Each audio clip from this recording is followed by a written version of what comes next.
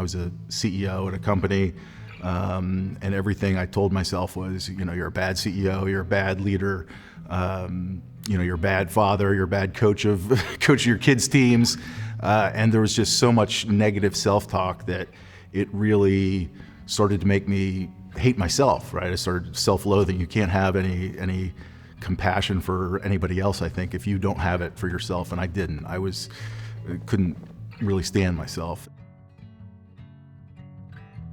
Our culture was a work hard, play hard sort of culture.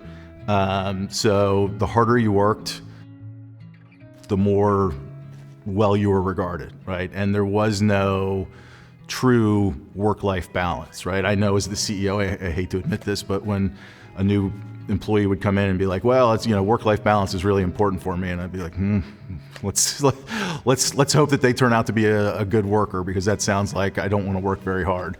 And that's sort of the mindset that where I worked and in other places that I've worked has had up until even very recently. As time wore on and my symptoms got worse, my wife asked me to see a therapist. So I went to go see the therapist. I went for a little while. I wasn't very dedicated. I missed, if work came up, I would miss appointments. And so I sort of went away from that. I went away from medications that I was on initially prescribed. And I just didn't, I didn't think I needed any of that. I didn't think I was depressed. I didn't think I had any sort of anxiety. Unfortunately, things continued to deteriorate, and they sort of culminated with trying to end my life via suicide. Luckily for me and for my family, that did not work. But it was really a sort of a turning point where I had to acknowledge how serious my issues were and how serious my mental health illness was, how much depression had really sort of weighed me down and isolated me from everybody, from my family, from myself, from friends, from colleagues. After my attempted suicide, I went into a hospitalization program and then a partial hospitalization program. And I think that time frame allowed me to really focus on myself. And at the very end of that, I thought, oh my gosh, here I am going to go back into the real world again.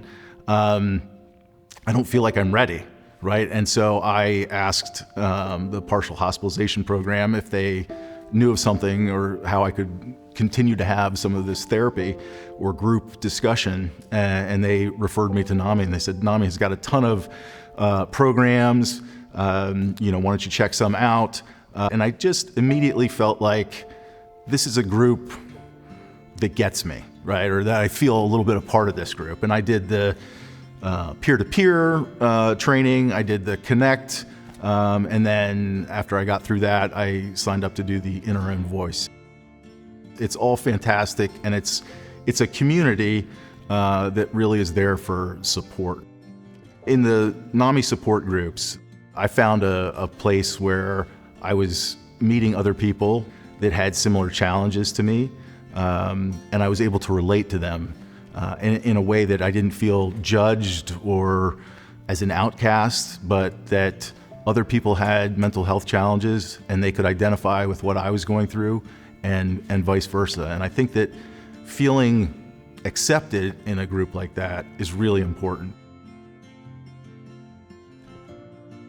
I think educating employers, CEOs, and HR departments about what the challenges are of mental health issues, how to deal with people who are having them, how to be a resource, and where to find the different avenues that can be out there to help them, I think is really important. So I think education is the biggest part. I think it's got to then follow up with communication, right? And talking about it in the workplace, because I think to begin to talk about it is how you start to acknowledge and solve the problem.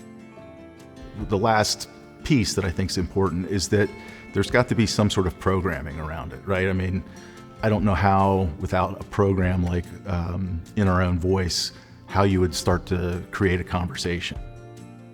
It's amazing how quickly people will open up to you once they hear your story, to share a story, whether it's them personally or someone that they love or someone that they worked with, that you feel like, okay, something I've told you or something I've shared with you has helped you or could help you or may help someone you know.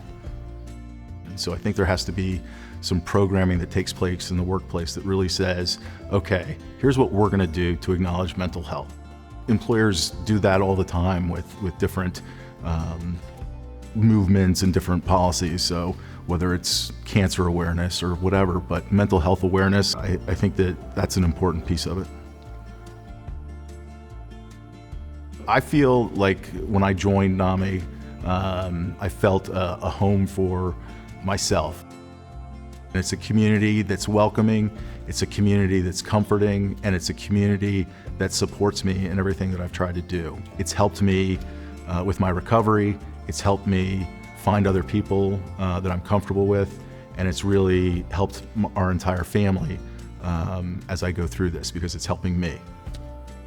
There are people who I've talked to in NAMI that have had the same issues that I have, that continue to have them, that are on their road to recovery, and that inspire me in my road to recovery, because it is something that we deal with all the time. And I think when you acknowledge that and you meet people who are suffering or dealing with it in similar manners, it's really a great sort of community to help support you.